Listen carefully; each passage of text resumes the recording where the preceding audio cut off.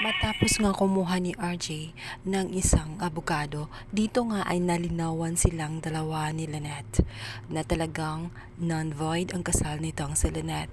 At sinabi nito na kailangan lamang nilang magpasa ng mga dokumento nang sa ganon mag-grant ang petisyon nitong si Lynette at tuluyang makawala dito kay Carlos. Malaya na nila matutuloy ang kanilang pagmamahalan sa oras nga na matanggap ni Lynette ang petisyon na iyon. Pag nag-grant na nga ang kanyang mga petisyon ay malayang-malaya na si Lynette na pumili ng taong dapat ay nararapat sa kanya. Ngunit sinabi ni Lynette na hindi pa ito ang tamang panahon, masyado pang magulo ang sitwasyon at isa pa gumagala-gala pa rin itong si Carlos sa paligid.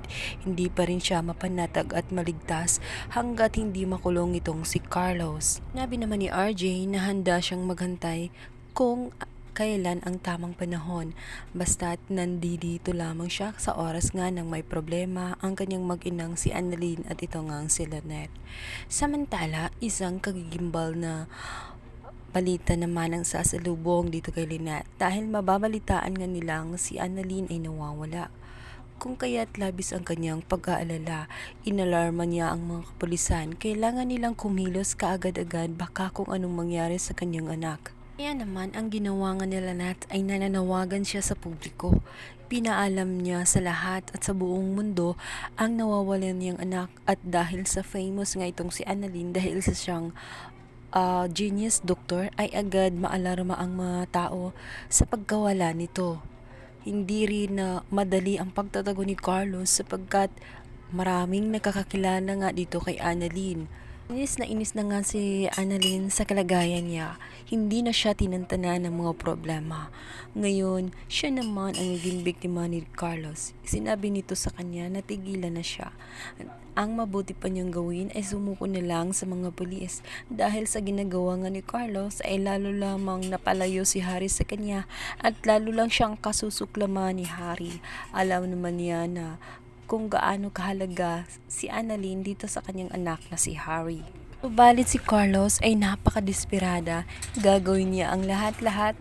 Umiyak lamang itong si RJ at itong si Lynette. Hindi siya makakapayag na naging miserable ang kanyang buhay at sila ay magiging masaya.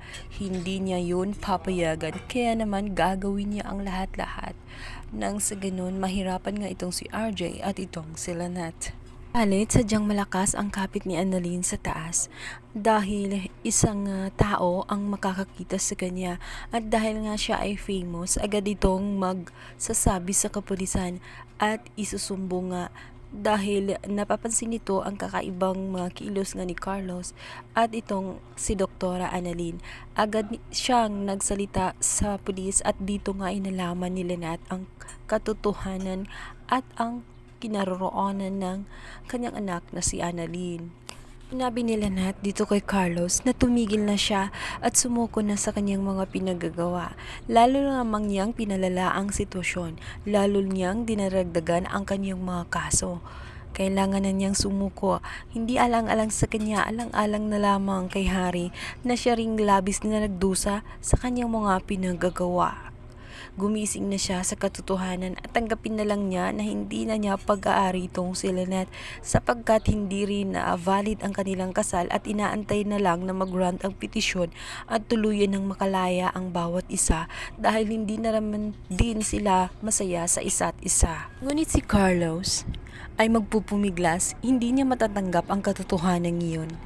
Gagawin niya ang lahat makatakas at makaganti sa mga nangyayari sa kanyang buhay. Sinisisi niya itong si Lynette at RJ kung hindi umano dahil sa kanila ay naging maayos pa ang kanyang buhay bilang isang doktor. Subalit sadyang langit na nga ang maniningil sa kasalanan na marami niyang ginawa. Dahil isang pangyayari ang gigimbal sa katauhan ni Carlos dahil makakasalubungan niya ang isang napakalaking truck. Hindi niya ito namamalayan dahil nagpanik na nga siya at hinahabol na siya ng mga kapulisan. Sa kasawiang palad, natapos ang buhay nga nitong si Carlos. Gulat na gulat ang lahat. Maging itong si Lynette ay takot na makita ang mga pangyayari.